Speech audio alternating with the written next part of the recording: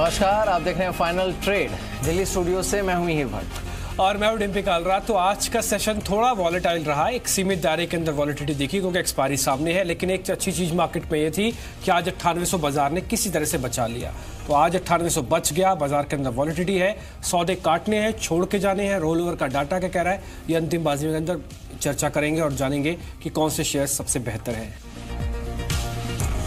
चलिए, तो final trade बाजार बंद होने के पहले का 1 घंटा बचा हुआ है और इसमें संकेत जिस तरह का है, इनफैक्ट जब डिम्पी बात कर भी रहे थे कि आज निफ्टी ने 9800 बचा लिया, मैं एक्चुअली यही सोच रहा था कि आप देखिए बाजार में हालत कैसी है कि कभी तो हम 10,000 की बात करते थे, अब हम 9800 बच गया तो भी सबको रिलीफ लगता है कि आज 9800 बच गया। अच्छी चीज़ ये है कि 9850 भी प्रोटेक्ट हुआ है और इनफैक्ट 9875 के भी ये ऊपर ट्रेड कर रहा है। थोड़ा एक्सपायरी के चलते भी मोमेंटम है, लेकिन हाँ, एटलीस्ट आज के लिए कम से कम जो ट्रेड आप सुबह रेकमेंड कर रहे थे कि it could be a buy on dips trade, वो सही साबित हुआ है, खासकर दोपहर के बाद 12 साढ़े 12 के बाद। बिल्कुल मीर, अब डेरिवेटिव्स के डाटा के हिसाब से भी देखेंगे ना तो ये सीरीज थोड़ा कम रोल ओवर के साथ आगे बढ़ रहा है। कई बार कम रोल ओवर भी फायदे का सौदा साबित हो जाता है। अगर आपका ज्यादा roll over, negative roll over अगली सीरीज में चला जाए तो आपकी सीरीज कमजोर हो जाएगी, तो इसलिए रोल ओवर यहाँ पे कम है। हमने कुछ आंकड़े भी निकाले हैं जिसमें आप 10,000, 10,100, 200 की कॉल है और 9800 की पुट जरूर दिखाइएगा। आज सुबह सुबह हमने आपके सामने बात रखी थी कि 9800 की पुट लगा के रखिए। ये जैसे जैसे वीक होती जाएगी आपका कन्विक्शन और कॉन्फिडेंस बढ़ता जाना चाहिए। आज 56% टूटी है 9800 की पुट। ये सबसे पहला इंडिकेटर था कि जो आपको ये कह रहा था कि आज बाजार के अंदर एक बेस बनता हुआ दिखेगा मीर, और यही आज हमको दिख भी रहा है। इस बीच एफएमसीजी के अंदर, सीमेंट के अंदर ये 2 सेगमेंट ऐसे, टायर ये तीसरे सेगमेंट ऐसा जिसमें रोल ओवर नेगेटिव है। जहां पे पॉजिटिव रोल ओवर है उसमें एनबीएफसीज है, इसके अंदर आप पावर कंपनीज को जोड़ सकते हैं। फार्मा और मेटल्स का रोल ओवर इस बार अच्छा देखने को मिल रहा है। बिल्कुल, वहां पर रोल ओवर अच्छा हुआ है। खैर, हमारे साथ खास मेहमान जुड़े हैं इस समय। अभय एमा हमारे साथ सीधे मौजूद हैं मुंबई से, उनसे बात करते हैं और देखते हैं कि स्ट्रक्चरली इस समय मार्केट पर क्या रणनीति होनी चाहिए, व्यू क्या है। अभय जी, बहुत बहुत शुक्रिया, स्वागत है आपका। Pleasure having you on the show and good to see you after such a long break. तो सबसे पहले तो सर ये बताइए कि इस समय बहुत सारी, इनफैक्ट हमने खुद भी करीब 2-3 हफ्ते पहले सबसे पहली बार ये मुद्दा उठाया भी था ग्रोथ को लेकर, और उसके बाद काफ़ी बातें हुई हैं, जॉब लॉसेस को लेकर हुई, ग्रोथ को लेकर हुई, स्टिमुलस को लेकर हुई। There seems to be a sense of desperation on the part of the government इस समय टू रिवाइव ग्रोथ। आपको लगता है ये प्रॉब्लम है इस समय ग्रोथ को लेकर? नहीं, डेफिनेटली डेस्परेशन नहीं है, डेफिनेटली कंसर्न है। और देखिए, ऐसा होता है कि जब ये सरकार आई थी, इट केम इनटू पावर जबकि 5 साल तक एक ऑलमोस्ट नॉन फंक्शनल गवर्नमेंट थी। तो देयर वाज एक्सपेक्टेशंस वेयर कि ये बहुत कुछ करेंगे और वो कुछ हद तक उसमें सही भी उतरे। बट अब 3 साल के बाद लोग अब भूल गए हैं कि वो पिछले 5 साल जो पिछली सरकार थी उन्होंने क्या किया। अब वो रिजल्ट देखना चाहते हैं कि हाँ ठीक है, आप अच्छा कर रहे हैं, at least you are taking steps, you are proactive, but it has to result in the results have to come, where I think उसमें कुछ हद तक ये सरकार has not been very successful. So people have forgotten the comparison now. अब उनका जो actual working क्या है उस पे लोग उनको गेज करेंगे, और उसमें definitely the government is concern, वो it is not up to the satisfaction of either the people और I think to the government also. Abhay ji, और एक चीज बताइए, ये अब आर्थिक सलाहकार परिषद का भी गठन किया गया है। टेक्निकली अगर देखा जाए तो 3-3.25 साल हो जाने के बाद अब ये गठन किया जा रहा है। अच्छा, जो लोग हैं उसमें वो भी सारे ऐसे हैं जो एक मैक्रो एडवाइस दे सकते हैं सरकार को। What is actually needed is the ground level execution, और वो जो एक इकोनॉमिक व्हील जो कि अभी भी फंसा हुआ है because of various factors, I would say demonetisation, the GST roll out which has not been so smooth, फिर रेरा, फिर बैंक्स की अपनी कंसर्न्स। कितना इफेक्टिव होगा इस काउंसिल का अब बनना? नहीं, मैं आपसे सहमत हूं कुछ हद तक कि ये काउंसिल तो already with in the government, all this people या नीति आयोग में थे या कहीं ना कहीं तो इन्वॉल्व थे। हाँ, एक ही फायदा हो सकता है कि एक अब तक जो इसमें कोई आप देखें तो फाइनेंस मिनिस्ट्री से कोई नहीं है।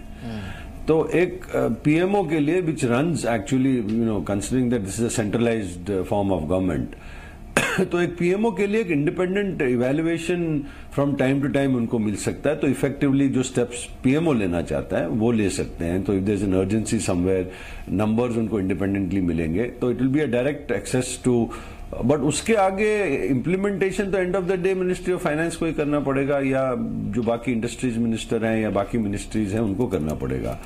तो इम्प्लीमेंटेशन में मेरे को नहीं लगता, and the need of the hour is to some extent of course realising की क्या क्या लेकुनाज हैं, but implementation is equally important. जो कि वहां कहीं शॉर्टकमिंग्स दिख रही हैं, जैसे कि आप कुछ हद तक करंट गवर्नमेंट को एक्सक्यूज कर सकते हो, क्योंकि जब अगर इंडस्ट्रियल प्रोडक्शन देखें तो इतना खराब था कि आप फैक्ट्रीज और industries were running at 60%, 70% capacity utilisation. Power was in a bad state, coal was in a bad state, basic infrastructure was in a bad state. तो वो काफी हद तक मेरे को लगता है ठीक हो गया। और इतना भी कह सकते हैं कि इंडस्ट्री एक्सपेंशन करने से पहले तो वो 60%, 70% को 80-90% तक ले आएंगे, और उसके बाद ही एक्सपेंशन करेंगे। तो बट उसका टाइम काफी हो गया। The time for that I think is over. If you look at the bank credit growth, it's probably the lowest in quite some time, which is a clear indicator. अगर देखे भी आंकड़े देखे भी आप, बारिंग रिलायंस जियो जो एक मेजर है, there has been no major announcement कि भाई हम एक नया कोई भी लार्ज इंडस्ट्रियल हाउस देख लिया पिछले 3 साल में, कहीं भी नया प्लांट या नया मेजर इन्वेस्टमेंट का कोई अनाउंसमेंट नहीं है। तो एक तो उसमें कुछ हद तक डिमांड रिलेटेड है, कुछ काफी अदर फैक्टर्स हैं, but to some extent government, अगर हम जानना चाहेंगे सरकार को क्या करना चाहिए, जो ये फ्रीक्वेंट चेंजेस हुई हैं, whether it is to do with demonetisation, GST, जैसे कि आपने बताया, उससे एक अनसेटल हो जाता है इंडस्ट्री जो में पैसा डालना चाहते हैं, या कभी कुछ इरेलीवेंट स्टेटमेंट हो जाते हैं, जैसे कि कुछ दिन पहले one minister made a statement कि हम 2 साल में खाली इलेक्ट्रिक कार्स देंगे, we will not, there will be no other cars on the road. Now अगर मैं कार मैन्युफैक्चरर हूं तो मैं 2 बार सोचूंगा कि अगर ये इंप्लीमेंट हो गया तो मैं अभी एक्सपेंशन क्यों करूं। So these things like this need to be controlled besides implementation. अब इसका जो दूसरा पहलू है अभय जी, वो ये भी है कि एक तो जैसे आपने कहा, इनफैक्ट हमारी भी जब मिस्टर जेटली से बातचीत हुई थी तो उन्होंने खुद ये कंसर्न जाहिर की थी कि जो प्राइवेट इन्वेस्टमेंट है वो पिकअप हो नहीं रहा है। One is that they are not expanding at this point. Second, banks की तरफ से भी लेंडिंग, अब उनके भी इतने केसेस चल रहे हैं and they are so wary of lending किसी को भी, तो वो एक अपना अलग चैलेंज है। इन सब का क्यूमुलेटिव इम्पैक्ट ये आ रहा है कि ग्रोथ रिवाइव होने का नाम नहीं ले रहा है। बेस भी चेंज कर दिया। अगर हम पुराने बेस पे देखें तो probably the number would look even darker then what it is looking at this point GDP का, और उसका सीधा इम्पैक्ट जॉब्स पर आ रहा है इस समय।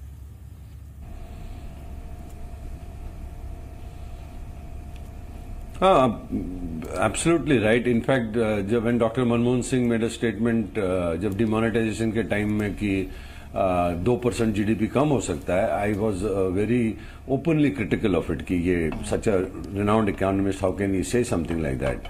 बट ऑन हाइंडसाइड नाउ मुझे लगता है कि वो शायद, मतलब if you are looking at 8.5 and now you looking at 6.5, तो probably I was wrong and doctor Singh clearly I think had some merit to what he was saying, जो मेरे को तो तब नहीं दिखा था, मेरे को लगा था एग्जैजरेशन है, पॉलिटिकल स्टेटमेंट है। बट अगर ऐसा रहा तो क्लियरली वो कंसर्न तो है, और the government also has to think politically कि 2 साल बाद इलेक्शन है। अब लोग भूल जाएंगे कि आप कितना खराब रिलेटिव कंपेयर, पहले काफी टाइम तक वो जो लीवे मिला गवर्नमेंट को कि भाई रिलेटिवली बहुत अच्छा है, which I agree with, relatively it is an a much better job. लेकिन अब लोग देखेंगे एब्सोल्यूट टर्म्स में क्या हो रहा है। अगर एब्सोल्यूट टर्म्स में अगर अनस्किल्ड लेबर में या अनऑर्गेनाइज सेक्टर में रेस्टलेसनेस है, फार्मर सेक्शन में रेस्टलेसनेस है, लोग are not finding, people are not finding jobs, and growth is not there. Of course, growth is the base of that. Is why I think the government is concerned, because politically also it will have a negative fallout on the government. बिल्कुल। और एक concern इसमें ये भी है sir कि अब जो सिचुएशन इस समय है, सरकार की स्पेंडिंग तो हो रही है पर वो ग्राउंड लेवल पे जॉब्स में कंजम्पशन में ट्रांसलेट होने में वक्त लगता है, बिकॉज वो अलग अलग स्टेट से सारे प्रोजेक्ट्स पास होते हैं, then it comes to the market, फिर बैंक्स उसे लेंड करते हैं, तो that will still take some time. जो सिचुएशन क्रिएट हो गई है, is there a fear of a populist budget? और अगर मैं बजट की बात ना भी करूं तो भी purely from policy perspective, because 2 ही साल हैं सरकार के पास, तो क्या ये डर राइटली प्लेस्ड है that government might take the populist route? Because पहले 3 साल में आपने इतनी कड़वी दवा पिलाई है सबको, including economy, that now you need to sweeten it a bit. देखिए, pure populism I think the government realises and that much I think it has sense is not really उसका असर, क्योंकि वो pure populism is only announcements. हाँ, translated into if you combine it with social welfare spending, but spending तो होना चाहिए, infrastructure तो build होना चाहिए, प्राइवेट इन्वेस्टमेंट आना चाहिए. देखिए, ये अब मैं ये भी कहूंगा कि ठीक है, पिछली सरकार ठीक नहीं थी, लेकिन इस सरकार के उसके कंपैरिजन में इस सरकार के पास तो एब्सोल्यूट आई मीन मेजॉरिटी है. There is no coalition pressure, there is no partner pressure, decision making should be much easier. अब राज्यसभा में जो इशू था वो भी ऑलमोस्ट सॉल्व हो गया है. तो I think on basic issues I find now the government lacking in certain things, जैसे कि definitely much more could have done as far as banking goes, और जो एनपीए इशू है जिसकी वजह से जो एक रूट कॉज होता है, लेंडिंग नहीं हो रही है, देयर इज रिलक्टेंस, सो वो काफी कोरिलेटेड है. उस पर अगर देखिए, एक समस्या जो मुझे दिख रही है कि to some extent centralise form of government is very good. Decision making अगर सेंट्रलाइज होती है तो उसके अपने फायदे, लेकिन उसके अपने नुकसान भी हैं. तो independently then lot of ministries do not operate, और वो डिसीजन मेकिंग उधर फिर एक फायदा है कि भाई फास्ट डिसीजन मेकिंग होती है सेंट्रलाइज, लेकिन आपके जो इतनी मिनिस्ट्रीज हैं अगर वो इंडिपेंडेंटली डिसीजन नहीं लें और दे आर नॉट प्रोएक्टिव, तो that is a negative fall out of a centralise. तो कहीं ना कहीं इसको बैलेंस करना जरूरी है, और वक्त ज्यादा नहीं है before the next election. And I am sure ये दिस कंसर्न जो मैं वॉइस कर रहा हूं वो दिख रहा होगा लोगों को पॉलिटिकल स्पेक्ट्रम में, और जो रूलिंग डिस्पोजिशन है. अभय जी, अब मार्केट को ना कोरिया से भय लग रहा है, मार्केट को एनपीए से भय लग रहा है, क्या मार्केट को ये नंबर से भी भय लगेगा जो भी अक्टूबर में आएगा? आप तो अभय है, हमको तो भय है.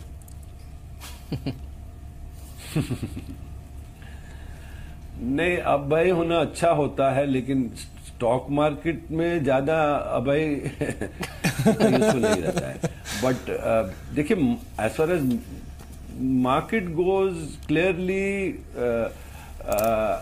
It is ahead of fundamentals. अगर आप नेक्स्ट क्वार्टर नंबर्स को अगर आप पॉजिटिव भी लें, फिर भी आई think the current the rate at which the market is going वो जस्टिफाई नहीं होता. और उसमें थोड़ा what is worrying in that is that main companies aren't actually over valued, the side is very much over valued. और कुछ कुछ sector तो मतलब वो जैसे एक टाइम हुआ करता था .com का कि कोई भी कंपनी फोर्ड कर दे वो .com कंपनी 10 टाइम लिस्ट हो जाती थी. कुछ हद तक living public sector banks, the financial sector जो एनबीएफसी, वहां तो मतलब it almost looks similar to me like जो वो .com टाइम का मतलब एक वैल्यूएशन हो गया था.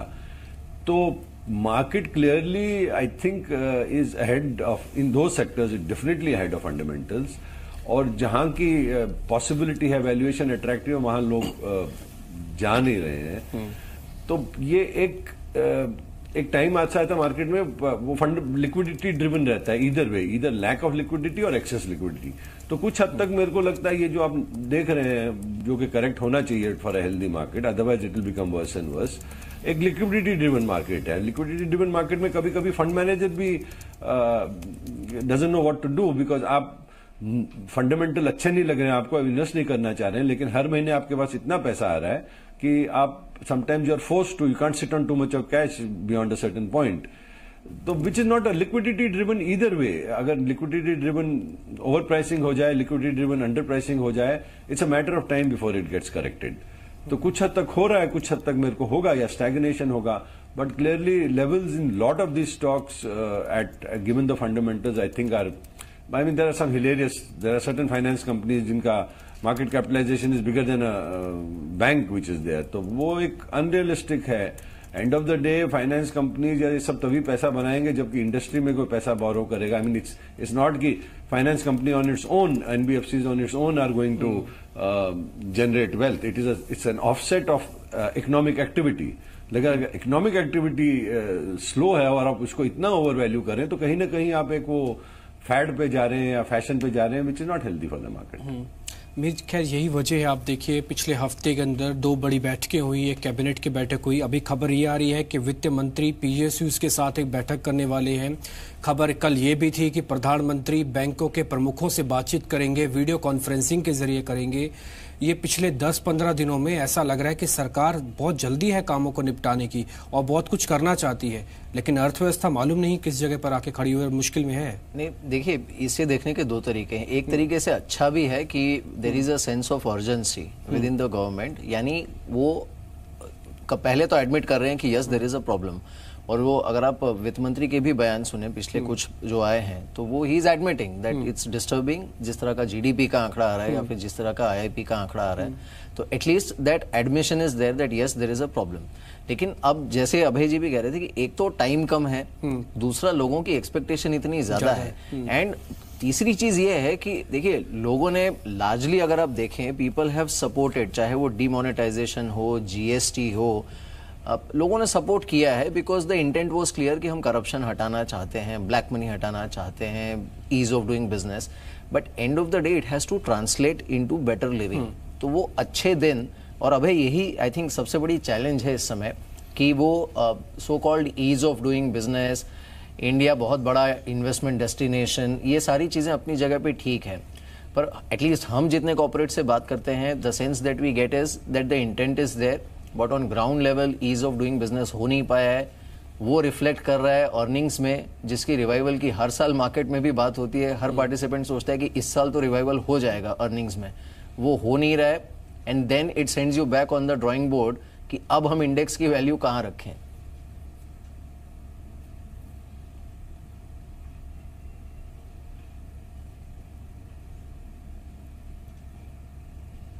अबे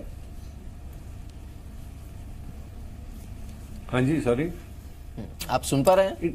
आप वैल्यूएशन की बात कर रहे हैं? हाँ, मैं ये कह रहा था कि because growth is not picking up earnings. Me about the valuation. हाँ, I am asking you about the valuation because वो अर्निंग्स ग्रोथ आ नहीं रहा है क्लियरली। वो हाँ, clearly I think it is market is run ahead of valuation, and जैसे मैं पहला कह रहा था इसका कारण है लिक्विडिटी इन एक्सेस है domestic for a change. I mean this is for the first time I think आप देखें तो पिछले ऑलमोस्ट 3 महीने से FIIs have been regularly selling and domestic institutions have been regularly buying, and one of the reasons is कि वो a lot of money is coming through the mutual fund route, which is a good sign, as SIPs are going up drastically, which is also a good sign because there then for the first time we are talking about asset allocation to equity और उसमें scope काफी है, so for me that's a very healthy sign. But in the short term because there is excess liquidity there, उसके deployment जो हो रहा है वो ahead of fundamentals हो रहा है, तो वो कुछ हद तक ही चल सकता है। तो मुझे लगता है कि either stagnation or which is in self is correction is likely to happen for some time till the time it is followed up by fundamentals। और जिन सेक्टर्स में ग्रॉस खासकर now I keep hearing कि आज लिया शाम को 5% ऊपर बेच दो या एक महीने में 20%, 100%, that is the expectation. That is always a sign of not a very healthy sign for a market. तो वो मेरे को लगता है करेक्ट हो जाएगा। तो उस हिसाब से yes, I think the valuations are ahead of the fundamentals, and like you rightly pointed out कि the good part is कि at least government को is concerned. I mean they realize that something is wrong and they are proactively looking at it. Now if they are able to, and it's not that difficult, अगर वो change होता है 1 quarter में 2 quarter में कुछ early sign दिखते हैं, because काफी टाइम से वेट कर रहे हैं ग्रीन शूट अर्ली साइंस के, और I think now it is time and it's good to see the concern on the government's part. अबे मार्केट के लिहाज से इन्वेस्टर्स इस मौके की वेट भी करते हैं कि बाजार किसी वजह से नीचे आए और बाद में हम उसमें प्लस करें। तो ये पोजीशंस अगर हमको लेनी है तो कहाँ पे लेनी है, जिस पे सरकार बहुत काम कर चुकी है, आगे भी काम करना चाहेगी? बैंक्स, सरकारी कंपनियां जिसमें विनिवेश का बज़ है, या फिर ऐसे सेगमेंट जिसके लिए भारत जाना जाता है यानी कि कंजम्पशन, या फिर रियल एस्टेट जिसकी स्थिति थोड़ी सुधरी है? कौन से सेगमेंट अच्छे हैं, कौन से सेगमेंट खराब है? नहीं, ओवरऑल आई थिंक जब जीडीपी नीचे आता है तो मेरा हमेशा व्यू रहा है कि the whole we are not a unidimensional kind of an economy, it's spread out economy, तो सब में इफेक्ट आता ही है। बट मुझे लगता है कुछ हद तक banks, specially PSU banks, relatively I think under owned है, रिलेटिवली आई थिंक उनमें काफी मतलब वैल्यूएशन वाइज, और मुझे लगता है कि मतलब एक या दो क्वार्टर में I think what ever issues they had that is build into the price, so that might be a good sector to get into. One should get out of where there is overvaluation in terms of, like I said, in the same sector, the NBFCs, for example. Certain sectors on the consumption side, I think also there is a little bit of overvaluation, India's story karke. But at some point, if you want to get defensive, you might want to look at certain pharma companies which are have lost quite a bit of value and they should pick up. Software I would still be wary of, और अगर आप then of course if the investment has to come in, a lot of infrastructure companies have to start doing well, और इसमें कुछ you are right, certain PSUs I think in terms of value for money are very attractively priced. ठीक है, अबे शुक्रिया आपका आज ये बिजनेस को समय देने के लिए। आपने सेक्टर्स बखूबी हमको बताया, सरकारी बैंक, इंफ्रा, कुछ हद तक पीएसयूज कंपनीज पे ध्यान रखें, एनबीएफसी से फिलहाल दूर रहने की राय है, ये बड़ा इंटरेस्टिंग है। और कंजम्पशन वाले शेयर्स में भी कुछ शेयर्स थोड़े ओवर वैल्यूड लग रहे हैं। तो ये पूरा लबोलबाब और साथ में अर्थव्यवस्था को लेकर भी आपको राय मिल चुकी है। अब मेरे साथ इम्तियाज कुरैशी हैं, किरण जाधव हैं, जिनसे हम कुछ F&O की कॉल्स भी जान रहे हैं, और सिद्धार्थ सिधानी भी हैं जो कि फार्मा को काफ़ी अच्छी तरह से ट्रैक करते हैं, और उनसे कुछ हम आईटी की पिक्स भी जानते हैं क्योंकि वो भी उनके रडार पे रहता है। IT and pharma in particular इनसे ज़्यादा पूछेंगे हम।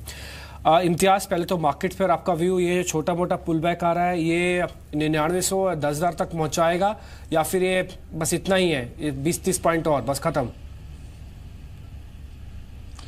Good afternoon Dimpy. देखिए, दो चीज़ मुझे यहाँ पे काफ़ी अच्छी लग रही है मार्केट के लिए। एक तो जो फॉल आया था अभी तक 9800 के लेवल को ब्रेक नहीं किया है, तो मेरे ख्याल से थोड़ा सा यहाँ पे सेफ जोन हम कह सकते हैं।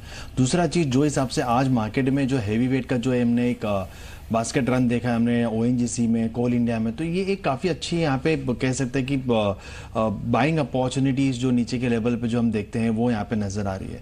तो ये दोनों चीज़ मिला के मुझे ऐसा लग रहा है कि शायद से हम यहाँ पे थोड़ा सा ओवरसोल्ड जोन में है, तो एक पुल बैक होना देखने मिल सकता है। बट ये पुल बैक मेरे ख्याल से ज़्यादा एग्रेसिव नहीं होगा, तकरीबन मेरे ख्याल से, मैं ये नहीं कहता, बट हो सकता है कि एक क्लोज टू 10,000 का लेवल वापस से हमें छूने देखने मिल सकता है।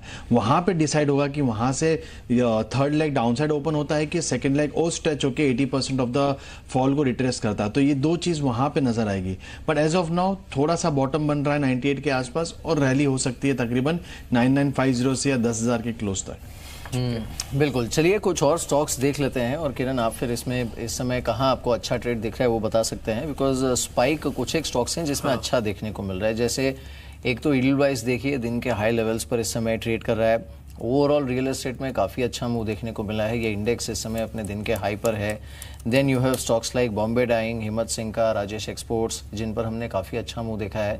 अब ये सारे वो स्टॉक्स हैं जो सडनली इस समय स्पाइक दिखा रहे हैं। Then you also have something like DMart, जो कि आज पूरे दिन काफ़ी वाइब्रेंट था। अब भले ही थोड़ा सा हल्का हुआ, लेकिन अभी भी देखिए हल्केपन में भी ये 8.5-9% ऊपर है। तो इनमें किरण आज आपने कोई ट्रेड किया क्या? एडलवाइज में काफी अच्छा स्ट्रांग मोमेंटम देखने को मिल रहा है, और मेरा मानना है कि इधर से और भी बढ़त देखने को मिल जानी चाहिए। 290-93 के टारगेट्स आपको जल्दी देखने को मिल जाएंगे। जने आप पोजिशनल ट्रेड लेते हैं और या BTST ट्रेड लेते हैं तो कल तक 293 के लेवल्स देखने को मिलेंगे। दूसरा स्टॉक जो बहुत अच्छा देखने को मिल रहा है वो है भारत फोर्ज। भारत फोर्ज में मैंने अभी थोड़ी देर पहले भी रिकमेंडेशन दी थी, उधर से करीबन 15 रुपए बढ़ गया है, पर फिर भी अभी भी मेरा मानना है कि जो जिस तरीके के वॉल्यूम्स और ओपन इंटरेस्ट एडिशंस होते नजर आ रहे हैं, तो इजीली 1290-1295 के टारगेट्स आपको देखने को मिल पाएंगे। और जहां पे आपने दूसरा राजेश एक्सपोर्ट्स की बात की, तो ऊपर से थोड़ी सी बिकॉली हावी होती नजर आ रही है, तो इधर थोड़ा सा कॉशियस भी लेना चाहिए, क्योंकि 805 का हाई लगाने के बाद वापस एक बार 792 एक स्विफ्ट मूवमेंट में आ गया। दूसरा एक स्टॉक जहां पे आपकी नजर होनी चाहिए वो एयू बैंक है, जहां पे अभी अभी वॉल्यूम्स के साथ ये स्टॉक चलने लगा है। तो मेरा मानना है कि इधर से भी काफी अच्छी अपसाइड देखने को मिल सकती है। इधर अगर अभी लॉन्ग पोजीशन बनाते हैं तो 550 के स्टॉप लॉस के साथ लॉन्ग पोजीशन बनाने चाहिए। 558 का करंट मार्केट प्राइस है, और अगर 2 दिन का व्यू लेते हैं तो 570 575 के लेवल्स देखने को मिल जाने चाहिए। ठीक है, आप इन शेयर्स पे ध्यान रखें जो कुछ अभी बता रहे हैं। यूयू स्मॉल फाइनेंस के अंदर अभी भी एक सडन मूव आया है और ये करीब 1% ऊपर आ चुका है। एडलवाइज पर टारगेट 290 का है। ये शेयर भी आज का एक प्ले दे सकता है। सिद्धार्थ, ये वोखार्ड का शेयर काफी इंटरेस्टिंग है। ये एफ एंड एक्सपायरी का ही शेयर है, अगले हो सकता है 2 दिन और कुछ मोमेंटम दिखाए। आप इसको अगर ट्रैक करते हैं तो क्या इसको हम लेके जा सकते हैं, रख सकते हैं, अगले क्वार्टर तक रख सकते हैं, इसके नंबर तक रख सकते हैं?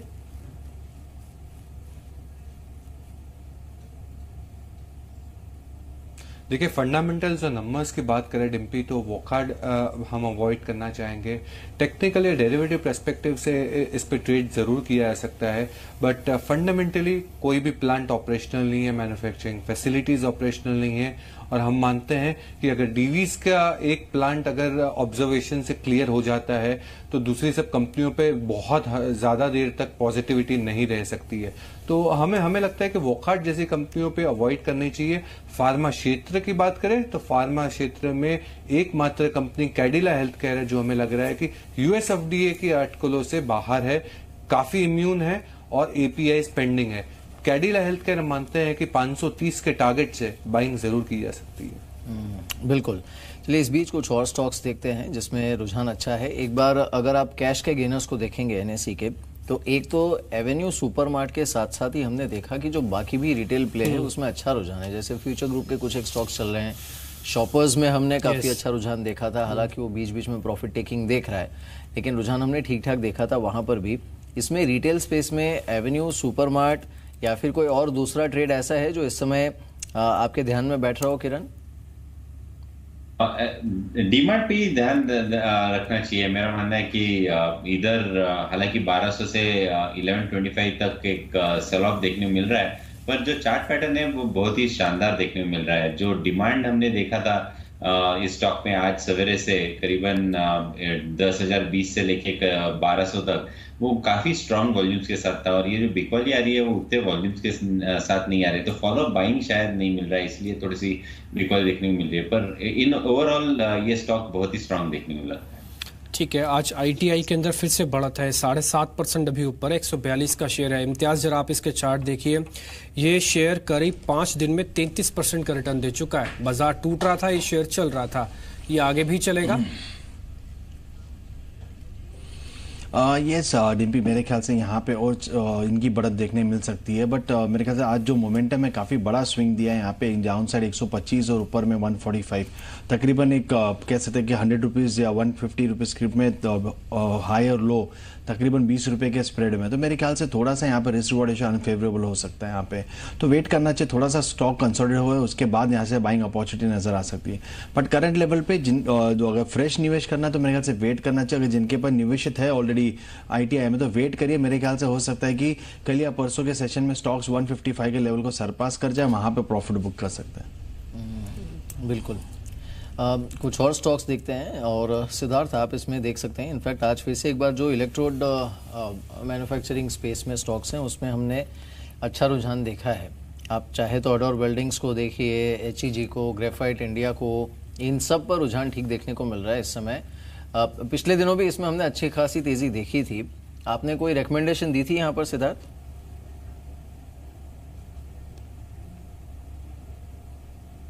देखिए मिहिर, आपके चैनल के माध्यम से हम 180 से ग्रेफाइट इंडिया पे रिकमेंडेशन दे रहे हैं। हमने हमारा टारगेट प्राइस भी रिवाइज किया है ग्रेफाइट का 524 का। हम मानते हैं कि ग्रेफाइट हालांकि अभी 10% ऊपर होगा, बट ग्रेफाइट पे जरूर बाइंग कर सकते हैं 524 के टारगेट से। FY18 में 250% से ज्यादा प्रॉफिट में ग्रोथ देख सकते हैं। सेम वे FY19 में भी 200 से 250% का प्रॉफिट ग्रोथ देख सकते हैं। सबसे बड़ी चीज है कि इनके कॉन्ट्रैक्ट रिन्यूअल पे जा रहे हैं, इलेक्ट्रोड के रियलाइजेशंस बहुत बढ़ रहे हैं। तो ओवरऑल पर्सपेक्टिव से ये पूरा स्पेस बजिंग है, और हमारी अगर सलाह रहेगी तो ग्रेफाइट इंडिया पे बाइंग करके चल सकते हैं 524 के टारगेट से। ठीक है, ये किरण जरा IFCI आप और देखिए, आज 4% ऊपर है। खबर यह है कि इसमें कुछ हिस्सेदारी बेच रही है अलग अलग कंपनीज, और इसमें आपका राय क्या है? जरा आप देखिए ऑलमोस्ट डे हाई पे आ गया है ये। अगर थोड़ी सी रिस्की ट्रेड रहेगी पर न्यूज के चलते, पर मेरा मानना है कि लॉन्ग पोजीशन बनाने चाहिए। हाई रिस्क इन्वेस्टर्स के लिए ये सलाह रहेगी।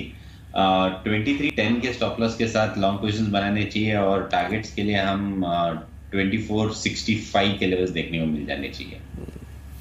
लेकिन मेरी एक और चीज़ आप देखिए, जो सरकारी कंपनीज है ना उसके अंदर वापस एक अच्छा स्ट्रेंथ है। चाहे गवर्नमेंट जो भी काम करे, कितना भी काम करे, लेकिन ये पूरा सेगमेंट जो PSUs वाला सेगमेंट है ये काफ़ी बजिंग है।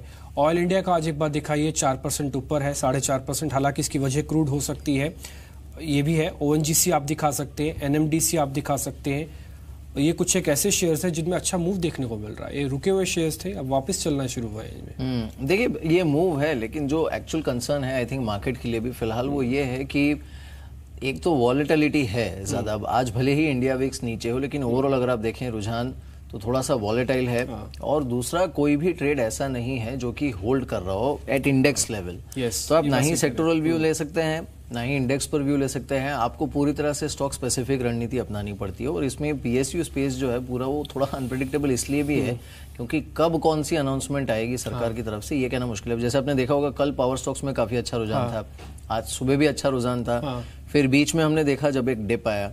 तो ये ऑनगोइंग चल ही रहा है, आप सारे ही स्टॉक्स में देखिए। लेकिन पावर स्टॉक्स पर एक बार बात कर सकते हैं। पावर में किरण, आपने कुछ ऐड किया क्या? कल जिस तरह का मूव था या फिर आज जिस तरह का ट्रेंड रहा सुबह, और अब ये जिस तरह से ट्रेड कर रहे हैं? नहीं, अगर डिलीवरी बेस्ड बाय करना है तो हमारा एक ही काउंटर है जहां पे कल्पतरू पावर पे स्ट्रांग बाय रेटिंग है और हम ऐड करते नजर आ रहे हैं।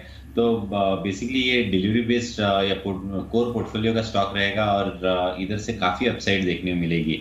इस स्टॉक में हमने देखा है कि अच्छे ट्रायंगुलर पैटर्न का ब्रेकआउट करीबन 280 को मिला था, तब से हम बाय की रिकमेंड जारी किए हुए हैं और इसका टारगेट करीबन आता है 600 650 का, अगर आप एक साल का व्यू लेते हो तो। ठीक है, इस पीछे एक शेयर देखिए गोदरेज फिलिप्स, ये करीब 8% ऊपर है। ये दिन के उच्चतम स्तरों पर सिगरेट बनाने वाली कंपनी काफ़ी स्मार्टली मूव किया और 80 रुपये की बढ़त दिखा रहा है। एक बार आप ही देखें इसमें चार्ट किरण, कैसे ये रखना है इसको या फिर इंट्राडे प्रॉफिट ये बुक करके बाहर आ जाए एक बार? नहीं, रखना चाहिए। काफी अच्छे मूव हमने देखी है और गॉडफ्रे फिलिप्स में अच्छे खासे ओपन इंटरेस्ट एडिशंस भी होते नजर आ रहे हैं। करीबन 10% के ओपन इंटरेस्ट एडिशंस का देखने को मिल रहा है और इधर से शायद नेक्स्ट रेजिस्टेंस जो है वो करीबन आती है 1085। तो 1085 के टारगेट्स कल सवेरे तक देखने को मिल जाने चाहिए। तो ये BTST के तौर पे भी देखा जा सकता है। फ्लैट सी क्लोजिंग शायद मार्केट में देखने को मिलेगी। एक बार निफ्टी बैंक को देखते हैं, ये हरे निशान में। लेकिन हाँ, ये ज़रूर है कि जो मूव इसने इंजीनियर किया है, जो आज लो हिट किया था निफ्टी बैंक ने, वो था 24,017 के आसपास का, और फिलहाल ये ट्रेड कर रहा है 24,175 के आसपास। तो भी कम से कम 145-150 अंकों की एक रिकवरी इसने लो से दे दी है।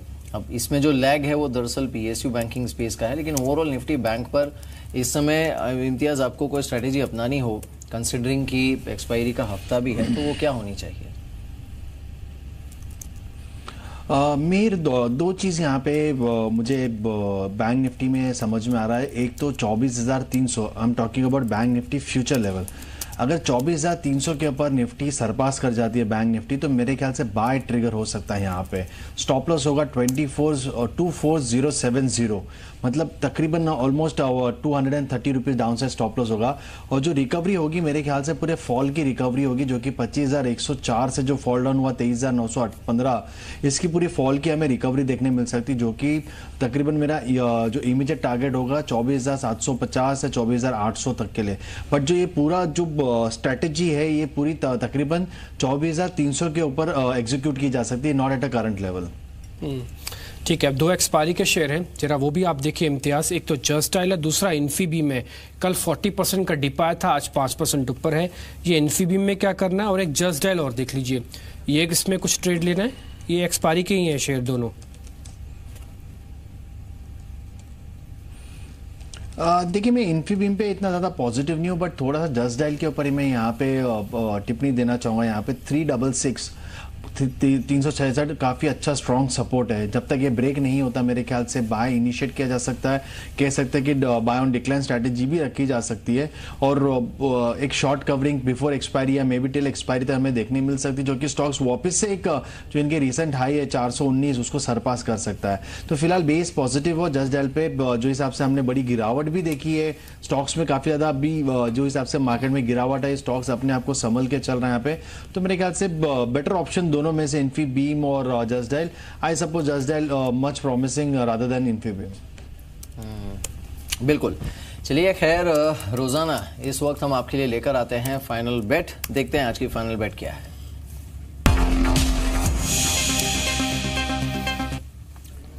रजत, बताइए आज की फाइनल बेट। बिल्कुल, एक शेयर है ग्लोबल स्पिरिट्स और ये शेयर अभी तक चला नहीं है। देखिए, गिरावट जब मार्केट पे आई तब भी पार्टिसिपेट नहीं कर रहा था गिरावट में, और अब तेजी आ रही है तो हो सकता है तेजी बन जाए, क्योंकि बहुत स्मार्टली इसने 74 के लेवल्स को होल्ड करने की कोशिश की है। पिछले 3 ट्रेडिंग सेशन में ये लेवल्स को बार बार अटेम्प्ट करता था तोड़ने की, वो तोड़ नहीं पाया। अब हो सकता है हायर लेवल्स अटेम्प्ट करे। इंपॉर्टेंट ये कि अपने बुक वैल्यू के नीचे ट्रेड कर रहा है ये शेयर। वीकली मंथली दोनों चार्ट्स पे पॉजिटिव है, यानी कि लॉन्ग टर्म ट्रेंड अभी भी इंटैक्ट है। और शॉर्ट टर्म मार्केट पे अगर एक रीबाउंड आता है तो कुछ ऐसे स्टॉक्स होंगे वो इससे मेरे रडार पर होंगे। थोड़ी देर पहले मैं देख रहा था कुछ लिकर कंपनीज, जिसमें जीएम ब्रूरीज और साथ साथ ये स्टॉक जो है ग्लोबल स्पिरिट्स, ये रडार पर आ गया। अब नेक्स्ट पॉसिबल मूव जो है पहला 78 का ही है, वो बहुत इंपॉर्टेंट एक मेजर वहां पर एक एवरेज निकल के आती है। उसके बाद 82 तक के अटेम्प्ट इस स्टॉक पे देखने को मिल सकते हैं, ये लेवल्स देखने को मिल सकते हैं। स्टॉप लॉसेस आपको ट्रेल करने होंगे। ठीक है, ग्लोबल स्पिरिट पे ध्यान रखिए, 5-5.5% तक की मजबूती है। ये आप फाइनल बेट का एक है, और साथ में चाहें तो आप इसको बीटीएसटी भी कर सकते हैं। तो ग्लोबल स्पिरिट्स पे एक बार ध्यान रखिएगा ये शेयर। लेकिन आप देखिए कुछ एक और मोमेंटम वाले शेयर्स, इसमें कैप्लिन पॉइंट है, ये एक अच्छा मूव दे रहा है।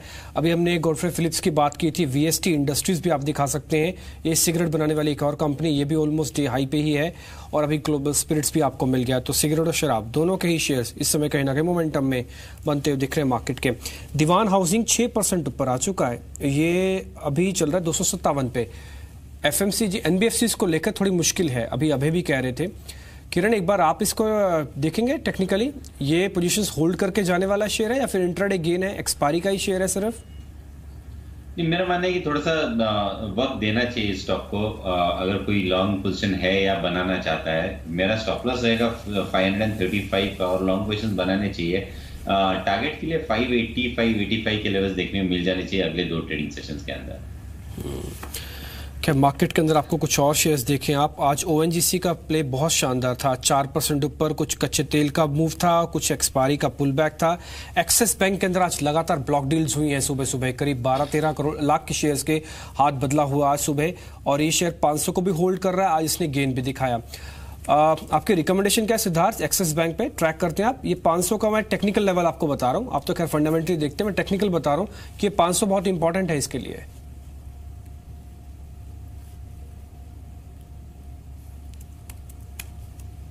देखिए, एक्सिस बैंक और आईसीआईसीआई बैंक ये 2 ही कंपनी हैं जो नॉन परफॉर्मर रहे हैं प्राइवेट सेक्टर स्पेस में, और हम मानते हैं कि इसमें एक्सिस बैंक अभी भी नॉन परफॉर्मर रह सकता है आने वाले समय में। अगर प्राइवेट बैंकिंग स्पेस की बात करें तो अभी एक्सिस बैंक पे नहीं दाव लगा के आप अगर चाहे तो इंडसइंड बैंक और आईसीआईसीआई बैंक पे दाव लगा सकते हैं। स्पेसिफिकली अगर mid cap private banking space में जाना चाहते हैं तो सिटी यूनियन बैंक पे बहुत अच्छा परफॉर्म कर सकता है। तो मेरे 2 बेट्स रहेंगे प्राइवेट बैंकिंग स्पेस में, वो है इंडसइंड बैंक और सिटी यूनियन बैंक।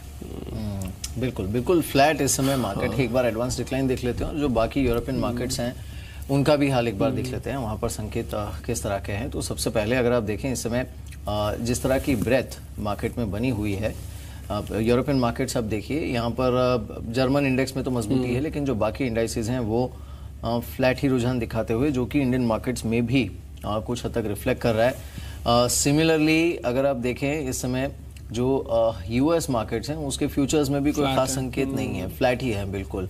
लेकिन कल ये टूट गया था मार्केट, कल ये टूटा भी था, और लार्जली देखिए इंडियन मार्केट के लिए थोड़ी खुद की भी प्रॉब्लम है, आप चाहे उसे वैल्यूएशन की कंसर्न कहिए, liquidity in terms of FIS की जो सेलिंग हो रही है वो देखिए, कुछ भी देखिए। अब आज वैसे आप देखिए ब्रॉडर मार्केट में जो ब्रेथ है वो कोई बहुत बुरी नहीं है। 1555 काउंटर्स हैं जो बढ़त में है, नुकसान वाले काउंटर्स की संख्या 899 है।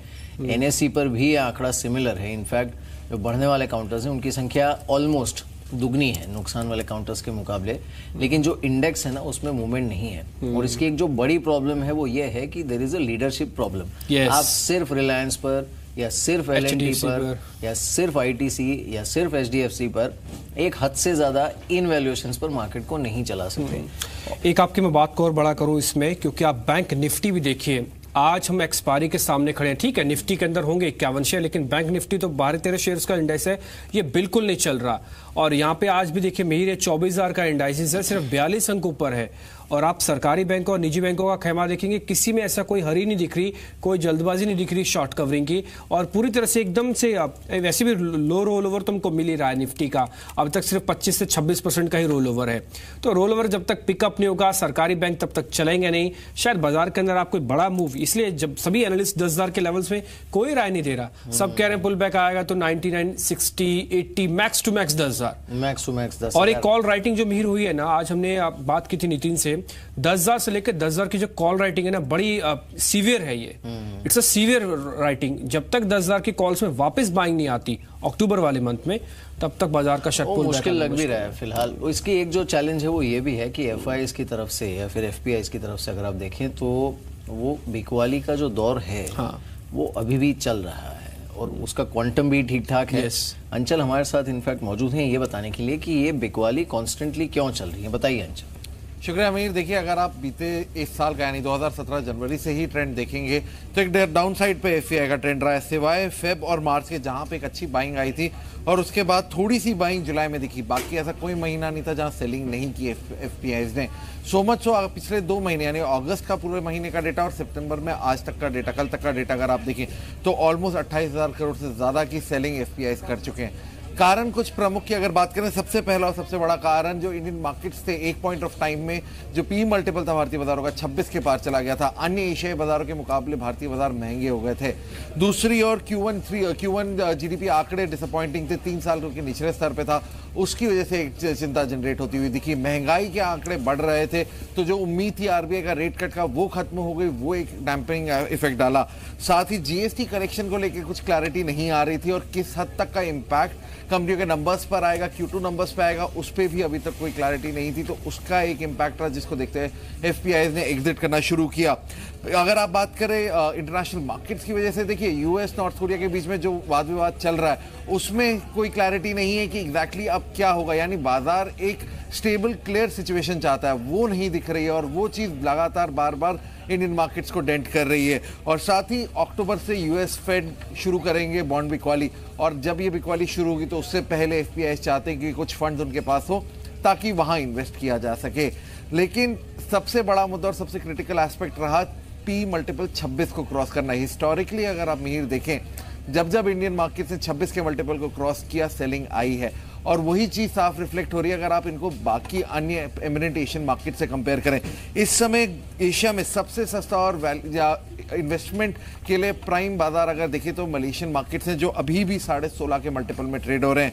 वहीं थाईलैंड के बाजार भी करीब 17.5 के मल्टीपल पे है, जबकि थाईलैंड के बाजारों में पिछले 1.5-2 महीने से एक अच्छी खासी रैली देखने को मिली है, लेकिन लेवल्स अभी भी काफी कंफर्टेबल है। लेकिन फिलीपींस, जकार्ता, निफ्टी, सेंसेक्स, ये कुछ बाजार हैं जो हेवीली बॉट थे, जिसमें से निफ्टी सेंसेक्स 26 तक के मल्टीपल पे चले गए थे। तो वहां पे एक सेल ऑफ इसलिए भी इनिशिएट होता हुआ दिखा क्योंकि ओवर वैल्यूड हो चुके थे मार्केट्स। मेरी बात तो है, देखिए पीई के फ्रंट पे वैल्यूएशन तो महंगी है, इसलिए ज़्यादातर बाजार यही बात कर रहे हैं।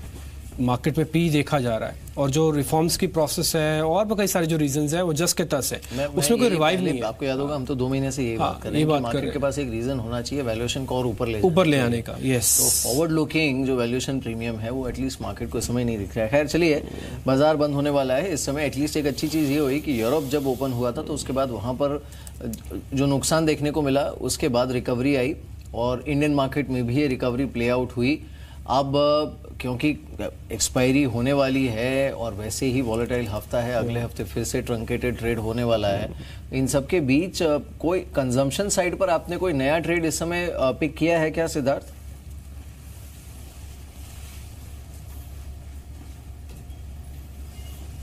देखिए, कंजम्पशन स्पेस की अगर बात करें तो 2-3 कंपनियां बहुत ही उम्दा लग रही है यहाँ पे। एक टेक्नो फंडा के हिसाब से है बाटा इंडिया, हमें लगता है कि फुटवेयर स्पेस में एक अच्छा ट्रैक्शन देख सकता है। साथ ही साथ बर्जर पेंट्स पे हम मानते हैं कि यहाँ पे एक जिस हिसाब से फेस्टिव मूड है, एक पेंटिंग की एक पूरी प्रथा रहती है फेस्टिवल के पहले, तो बर्जर पेंट्स पे भी बहुत अच्छा ट्रैक्शन देख सकते हैं। और प्योर एफएमसीजी की बात करें तो हमें इमामी पसंद है, तो बाटा, बर्जर और इमामी लिमिटेड पे बाइंग करके चल सकते हैं।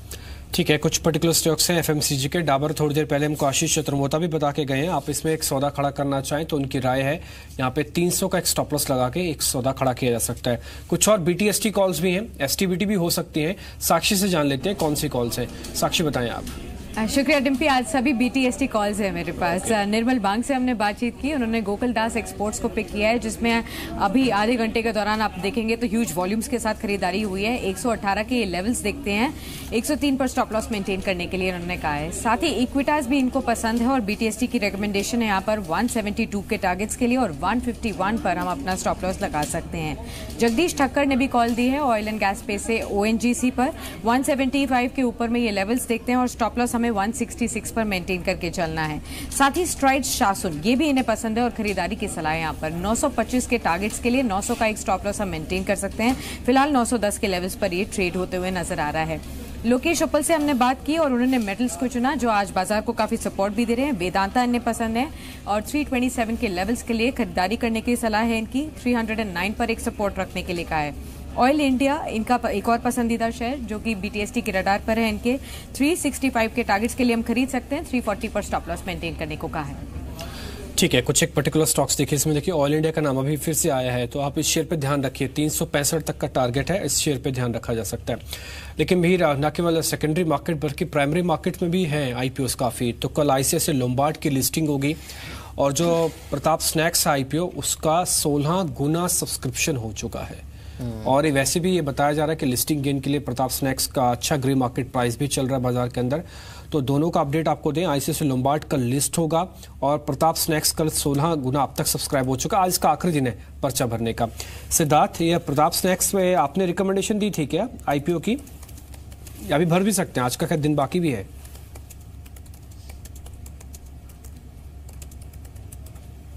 जी, हमने रिकमेंडेशन, हमारे कोई नोट नहीं निकली है प्रताप स्नैक्स पे।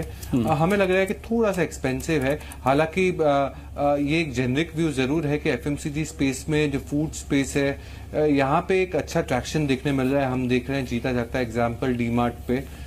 तो ये एक अच्छा रुझान रह सकता है। बट इससे लगता हुआ कंपनी अगर कुछ है तो वो है एलटी फूड्स। दावत हमें बहुत पसंद है। चावल कंपनी से पूरी एक फूड कंपनी बनने को जा रही है ये। मैनेजमेंट का फोकस बहुत स्ट्रांग है। दावत पे ये प्रताप फूड्स के कारण एक अच्छा रुझान रह सकता है और ओवरऑल कंपनी का रुझान अच्छा है। बिल्कुल। खैर चलिए, कल आईसीआईसीआई लोम्बार्ड की लिस्टिंग भी होगी और उस पर ही नजर रहेगी, खासकर जिस तरह का रिस्पॉन्स मिला था कंपनी को। लेकिन जो कैपेसिटी इंफ्रा को एक बार देख लेते हैं, ये करीब 1-8% नीचे है। उससे पहले जो रिलायंस होम फाइनेंस लिस्ट हुआ था ये करीब 4-4.5% नीचे इस समय ट्रेड कर रहा है। डिक्सन भी है। हाँ, डिक्सन भी है, डिक्सन टेक्नोलॉजी, डिक्सन भी है। तो ये कुछ स्टॉक्स हैं जिसमें आज रुझान थोड़ा सा फीका है। डिक्सन पर मूव है पर वो 1-8% का ही है। बीआरएनएल थोड़ा बहुत अपटेक इस समय जरूर दे रहा है। इसमें सिद्धार्थ, लिस्टिंग के बाद कोई कवरेज आपने इनिशिएट की हो या फिर खरीदारी के लिहाज से किसी स्टॉक को देखा हो आफ्टर लिस्टिंग?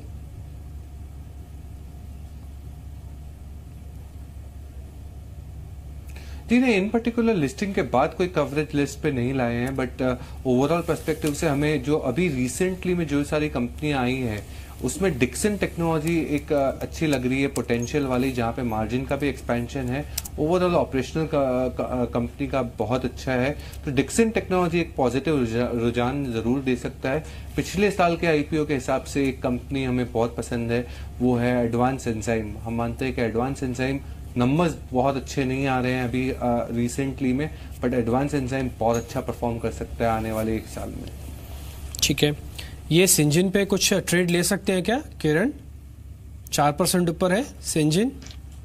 सिंजिन में मेरा मानना है कि बिल्कुल लॉन्ग पोजीशन लेने चाहिए और वॉल्यूम काफी अच्छे देखने को मिल रहा है, प्राइस वॉल्यूम एक्शन देखने को मिल रहा है और जो इसमें जो इम्पोर्टेंट रेजिस्टेंस था वो करीबन 496-97 का था, उसने बहुत अच्छे वॉल्यूम के साथ क्रॉस किया है। तो इधर लॉन्ग पोजीशंस 492 के स्टॉप लॉस के साथ करने चाहिए और अगर पोजिशनल व्यू लेते हैं तो 530 के टारगेट देखने को मिल जाने चाहिए जो कि 3-4 दिन में आ जाने चाहिए। केपीआईटी पे आपकी रिकमेंडेशन क्या है किरण, आप भी बताएं जरा। केपीआईटी इसको बीटीएसटी करें?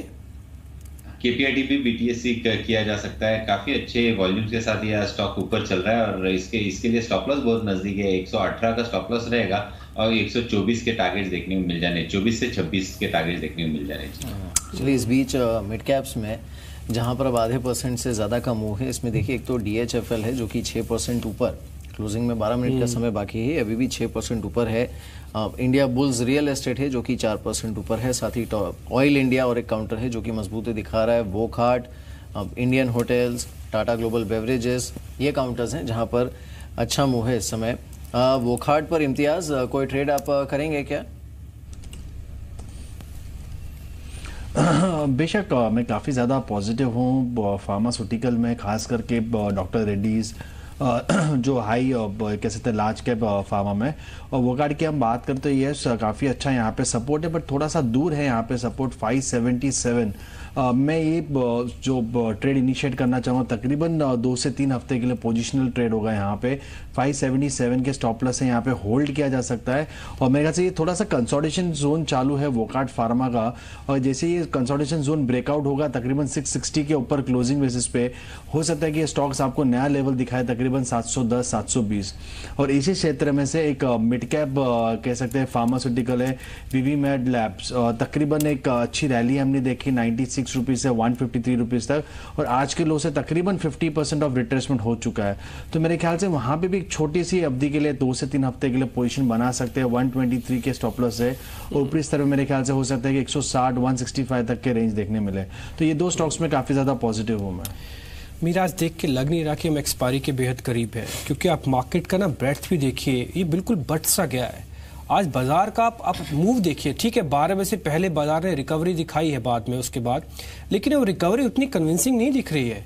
आप उस पर ट्रस्ट करके अपने सौदों का एवरेज नहीं कर सकते, आप ज्यादा वॉल्यूम नहीं भर सकते। टिपिकली उसी तरह का मार्केट है कि जो शायद आपको आज क्लोजिंग बेसिस बहुत इरिटेटिंग है ये तो मार्केट। फ्लैट दिखेगा आपको, जैसे ही एक्सपायरी हो जाएगी ना उसके बाद किसी ऐसे दिन ये तुरंत अपना जो कन्विक्शन है उसे छोड़ देता है। ये हमने देखा भी है इस मार्केट में पिछले इनफैक्ट 1 महीने का ही डेटा अगर आप निकाल कर देखें तो ये बहुत बार देखने मिला होगा कि जब एक ट्रेडर है वो उम्मीद कर रहा होगा कि अब बाय ऑन डिप्स हो रहा है, बाय ऑन डिप्स हो रहा है, अब तो ये ऊपर जाएगा, शॉर्ट टर्म में मोमेंटम देगा। अब आज वैसे आप देखिए अब 9850 भी इसने डिफेंड किया है, अभी भी 9875 के काफी नजदीक है, और 9800 का जो लेवल था आई मीन टेक्निकली अगर आप देखें तो वहां तक गया ही नहीं है। लेकिन क्या उसके बाद भी कोई बहुत उत्साह का माहौल है कि चलिए अच्छा है 98? बिकॉज जो डर है ट्रेडर के मन में वो ये है कि कहीं ये 9685 तक तो नहीं जाएगा जहां से ये चला था वन वे, और अगर वहां तक जाना है तो फिर इस समय कोई रिस्की ट्रेड करना नहीं चाहेगा। तो उस वजह से क्या हो रहा है कि जो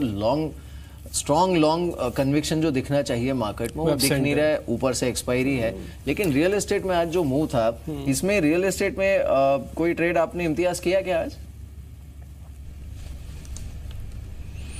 देखिए मेरे ख्याल से जो हिसाब से स्टॉक्स में बिकवा लिया, ये थोड़ा सा उसका रिट्रेसमेंट है, मेरे ख्याल से फॉल का रिट्रेसमेंट है। कोई एक्चुअल मुझे यहाँ पे टेक्निकली कोई ऐसा प्रूवन नहीं लग रहा कि यहाँ पे एंट्री करनी चाहिए। और जैसे हमने देखा आज इंडिया बुल लिस्टेड 6% अप है, हो सकता है कि थोड़ा से 1-2% की और हमें बढ़त देखने मिले, बट ओवरऑल कन्विक्शन नहीं है यहाँ पे लॉन्ग पोजिशन बिल्डअप करने के लिए। तो हो सकता है कि थोड़ा सा और 2-3 दिन मार्केट कंसोलिडेट करे और स्टॉक्स कंसोलिडेशन करे, उसके बाद हमें ब्रेकआउट मिले। तो मेरे ख्याल से 1-2 दिन वेट करें, उसके बाद ही यहाँ पे क्लियर इंडिकेशन होगा। Because most of the stocks जैसे हम डीएलएफ की बात करें थोड़ा एफएनओ बैन में है, सेलिंग प्रेशर बना हुआ है।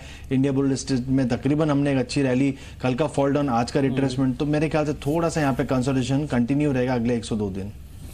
ठीक है, एक बार जरा डेल्टा कॉप आप देखिए किरण, और दूसरा एक कावेरी सीड देखिए। ये डेल्टा कॉप कैश का है, कावेरी सीड फ्यूचर्स का है, जरा दोनों शेयर्स बताइए इनका करना क्या है हमको।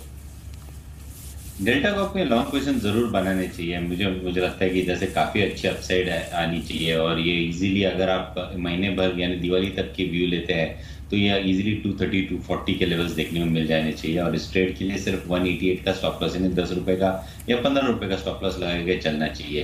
कावेरी सीड्स में देखना पड़ेगा कि चार्ट कैसा परफॉर्म करता है। बहुत अच्छे सपोर्ट्स के है, 500 का बहुत इंपॉर्टेंट सपोर्ट है, इसने कई बार ये 500 के लेवल टेस्ट किए हैं और अगर टेक्निकली देखा जाए तो पिछले करीबन एक साल से हमने देखा है कि एक जो कोई बॉटम से उसको अगर ट्रेंड लाइन से जोड़ते हैं तो वही 500 की लेवल आती है। तो जब तक 500 के ऊपर है तब तक ये एक पुलबैक रैली आने की संभावना है जहां पे ये स्टॉक वापस एक बार 555 560 के टारगेट्स जल्द ये 2-3 ट्रेडिंग सेशन में देखने को मिल जाने चाहिए। वॉल्यूम्स कोई बहुत अच्छे देखने को नहीं मिल रहे जहां पे या ओपन इंटरेस्ट एडिशन नहीं देखने को मिल रहे जहां पे ज्यादा कन्विक्शन आएगा, पर ये बिल्कुल मार्केट अंडर परफॉर्मर रहेगा। पर मेरा मानना है कि 560 के टारगेट्स अगले हफ्ते तक देखने को मिल जाने चाहिए। तो यहाँ पे कावेरी सीड्स के अंदर मोमेंटम। अच्छा मीर, इस तरह के जो डल मार्केट है ना, इस पे हमने एक पोल भी किया मार्केट से, करीब 10 एनालिस्ट का ये पोल था। उसमें ये चीज़ तो समझ में आ रही कि 9800 इंपॉर्टेंट है, ये मार्केट के लिए सपोर्ट रेंज है। इसलिए अगर आप देखें 30% की जो ब्रैकेट है वो 9800 के बेस है, जहाँ पे 40% आपको लिखा दिख रहा है वहाँ पे भी 9960 का है।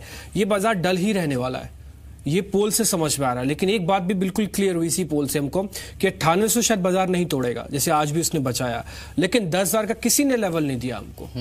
आज सुबह हालांकि हेमंत ये कह रहे थे कि एक बार के लिए तो एक्सपायरी के पहले 9950 अटेम्प्ट करेगा। अब अगर टेक्निकली आप देखें तो यहाँ से वो लेवल 80 से ज्यादा अंक दूर है। लेकिन अक्टूबर की सीरीज के लिए अगर हम देखें इस समय जो रुझान देखने को मिल रहा है मार्केट में और जिस तरह का ट्रेड है उसे अगर आप देखें तो अक्टूबर की सीरीज के लिए भी जो ट्रेंड है निफ्टी का पॉजिटिव ही चलता है थोड़ा। हाँ, मतलब पॉजिटिव चलता है, लेकिन अब देखना होगा कि इस बार जिस तरह के वैल्यूएशंस पे मार्केट है, जिस तरह का ट्रेंड है मार्केट में, उसमें अब ये वाकई कितना खरा उतर पाएगा। हाँ, ये जरूर हो सकता है कि क्योंकि अगस्त सितंबर में जिस तरह का ट्रेड रहा है एक बाउंस देने की मार्केट कोशिश करे। लेकिन आज एक अच्छी चीज ये है कि अब क्लोजिंग होने में करीब 4-1 मिनट है। आज का ट्रेड अगर आप देखेंगे टर्नओवर वो 10 लाख करोड़ के पार है। अभी एक्सपायरी में तो दिन है, लेकिन ये 10 लाख करोड़ के पार है। आज का इंडेक्स देखकर कोई नहीं कह सकता कि आज 10 लाख करोड़ का ट्रेड हुआ है, और रोल ओवर देख के भी कोई नहीं कह सकता। रोल ओवर देख के भी कोई नहीं कह सकता, लेकिन टर्नओवर जो है वो 10 लाख करोड़ का है और आंकड़े आज के देखने होंगे कि कैसे आते हैं। लेकिन मिहिर, आपको ध्यान होगा लास्ट सीरीज और इस सीरीज में एक चीज कॉमन है। पिछली बार भी पिछले 1 साल का कमजोर रोल ओवर के साथ हम एंटर करके गए थे। हमने इसी सीरीज के अंदर नया हाई बनाया, नया लो भी टेस्ट कर दिया। तो इस बार अगर फिर से कम रोल ओवर के साथ गए ना तो अगर अक्टूबर सीरीज समझेगा एक बड़ा स्विंग देने के लिए तैयार रहेगी आपको। वो प्लस और माइनस किसी भी तरफ हो सकता है, किसी भी तरफ हो सकता है। सही बात है। रिलायंस पर एक बार बात कर लेते हैं। रिलायंस पर क्या व्यू है आपका इस समय किरण? रिलायंस में थोड़ा सा नेगेटिव व्यू है। मुझे लगता है कि इधर से और गिरावट देखने को मिलेगी और पिछले 2 ट्रेडिंग सेशंस में हमने देखा है कि एक सीमित दायरे में काम कर रहा है। ब्रेकआउट लेवल करीबन 810 की रहेगी। इसके नीचे जाता है तो मैं शॉर्ट पोजीशंस बनाने के लिए सलाह दूंगा, एग्रेसिवली शॉर्ट पोजीशंस बनाने चाहिए। और टारगेट्स के लिए हम 790 से लेके 785 के टारगेट्स देखने को मिल जाने चाहिए।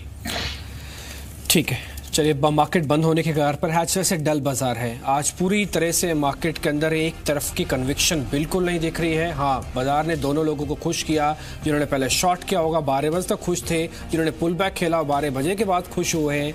लेकिन फिर भी इसमें कुछ हीरो बने हैं आज के, और डी मार्ट है। आज सुबह सुबह कवरेज लिस्ट के बाद सामने निकल के आई। ये शेयर इतना तेजी से ऊपर आ जाएगा ऐसे किसी ने अनुमान नहीं किया था। 2-5% सब लोग समझ रहे थे, लेकिन डी मार्ट ने फिर से प्रूव किया कि फंडामेंटली शेयर बेहतर है और जैसी कोई पॉजिटिव खबर आती है चलता है शेयर। आज आईबी वेंचर 10% ऊपर, ग्रेफाइट इंडिया रुकने का नाम नहीं ले रहा, डबल कर चुका पैसा 3 महीने में, लेकिन फिर भी आज 10% ऊपर फिर बंद हुआ है। इरोज इंटरनेशनल का यूएस में एक मामला थोड़ा सुलझा है तो उसकी वजह से 10% ऊपर पहुंच रहा है। शक्ति पंप भी करीब 6% ऊपर है। जैकॉप और मर्क इंटरनेशनल जैसे कंपनीज जो हैं उनके अंदर भी स्ट्रॉन्ग मूव आता हुआ दिखा। मेटल शेयर्स आज कुछ इनकी चमक बढ़ती हुई नजर आई है। आज सबसे तेज मेटल ने ही पुल बैक दिखाया। सबसे बेहतर पॉजिटिव रोल ओवर मेटल्स में ही हो रहा है। वेदांता अच्छा प्ले देके गया 3.5% ऊपर। नाल्को और एनएमडीसी के अंदर अंदर भी स्मार्ट मूव मिला है। हिंदुस्तान जिंक भी 2% से ऊपर की क्लोजिंग देके जा रहा है। आज कच्चे तेल के यानी कि ऑफशोर कंपनीज जो हैं वो ज़्यादा बेहतर थी। उसमें आप दीप इंडस्ट्रीज देखिए, सुबह सुबह 28% का इक्विटीज़ ने हाथ बदले हैं। यहाँ पे ये शेयर 6% ऊपर है, फ्लैट था जब ये शेयर खुला था। HOEC आज का टुडेज ट्रेड 4.5% ऊपर बंद हो रहा है। अबान ऑफशोर के अंदर भी आज स्मार्ट मूव हमको आता हुआ दिखा है। ऑयल एंड गैस में ऑयल इंडिया स्मार्टली मूव करके गया कच्चे तेल की वजह से। ONGC का पीयर है, इन दोनों का चलना स्वाभाविक है। गेल आज फ्लैट क्लोजिंग करके जा रहा है। पेट्रोनेट LNG आज सुबह हेमंत की कॉल्स थी सुपरफा फ्यूचर्स के अंदर और ये भी बेहतर रिटर्न देखी गई है। NBFCs को लेकर कुछ कंसर्न्स हैं, अभी आए में हमको बता के गए हैं और इसके अलावा 2-3 एनालिस्ट और बता के गए हैं कि NBFCs में थोड़ा ध्यान रखें, इसलिए बड़ा सिलेक्टिव होइए। बजाज फिनसर्व आज चला, बजाज फाइनेंस चला, लेकिन इसके अलावा और NBFCs थोड़े कमजोर भी थे। रियल एस्टेट में रिकवरी आई है। इंडिया बुल्स रियल एस्टेट करीब 4% ऊपर और प्रेस्टीज एस्टेट करीब 6% ऊपर जाके बंद होने में आज कामयाब हो रहे हैं, लेकिन ये सिर्फ पुल बैक के हैं, नीचे टूटे भी ऐसे ही थे। जब बाजार के अंदर पिछले 2 दिन से गिरावट दिख रही थी तब ये शेयर टूटे भी ऐसे थे। फिनिक्स मिल हमको याद है 30% तक टूटा है सिर्फ 2 ही दिनों में। आज थोड़ी सी रिकवरी इसमें देखने को मिल रही है। फार्मा की सेहत थोड़ी सी सुधरी है आज। टॉरेंट फार्मा 2% ऊपर। वोकार्ड एक अच्छा एक्सपायरी का रहा था, ये 4% आज ऊपर आया। इप्का लैब 3% ऊपर। सिंजिन एक अच्छा फंडामेंटल प्ले है इस गिरावट में। जब कोई फार्मा देखता है तो सिंजिन पे नाम जरूर जाता है। CSC के अंदर करीब 1.5% तक की मजबूती है। पावर और CSC रिटेल दोनों का कॉम्बिनेशन दिखाता है आपको। रिलायंस पावर के अंदर तेजी है, लेकिन आरकॉम आज नहीं चला। NCLT के अंदर जो सुनवाई चल रही है वो मुश्किल में डाल रही है ADAG की इस पर्टिकुलर शेयर को लेकर। पावर के शेयरों में आज सुबह से स्ट्रेंथ थी, लेकिन जो रूरल इलेक्ट्रिफिकेशन वाला शेयर्स है वो 3-3.5% आज टूट गया। आज वो नीचे आया, खुला पॉजिटिव था लेकिन वो नुकसान में चला गया। कुछ केमिकल के शेयर्स भी चले आज। गुजरात एल्कली, दीपक नाइट्रेट, मेघमनी ऑर्गेनिक्स, ये कुछ एक ऐसे शेयर्स थे जहाँ पे आज हमको स्ट्रेंथ बनती हुई दिखी है। और इसके अलावा अगर आप देखें मीत, तो कच्चा तेल जो 26 महीने के उच्चतम स्तरों पर पहुंचा है उसने आज तबीयत बिगाड़ दी OMCs की और कुछ उड़ानों को भी नीचे कर दिया। आज स्पाइस जेट, इंडिगो जेट सभी गिरावट के साथ ही बंद हो रहे हैं। बिल्कुल, चलिए तो मार्केट की क्लोजिंग भी आ रही है और 9850 के ऊपर निफ्टी क्लोज हुआ है, यानी 18 अंकों की गिरावट के साथ ये 9854 पर बंद हुआ है। सेंसेक्स 80 पॉइंट नीचे 31,545 के लेवल पर बंद हुआ है, जबकि निफ्टी बैंक मामूली से हरे निशान में 14 अंक ऊपर 24,179 पर बंद होते हुए मिड कैप इंडेक्स करीब आधे % ऊपर यानी 86 पॉइंट्स की तेजी के साथ बंद हुआ है। और आज का trade in terms of volumes काफ़ी हैवी रहा है। 10 लाख करोड़ के पार का ट्रेड हमें आज देखने को मिला है। यहाँ पर ब्रेथ के लिहाज से अगर हम देखें तो कोई बहुत बुरा रेशियो नहीं था ब्रेथ का भी। 10,39,000 करोड़ का ट्रेड देखने को मिला है और ब्रेथ गिरने वाले काउंटर रहे हैं 1000, बढ़त वाले काउंटर्स रहे हैं 1500, BSE पर NSE पर गिरने वाले काउंटर्स रहे हैं 595, बढ़त वाले काउंटर्स की संख्या रही है 974। लेकिन ये क्लोजिंग आपको क्या विजिबिलिटी दे रही है इम्तियाज?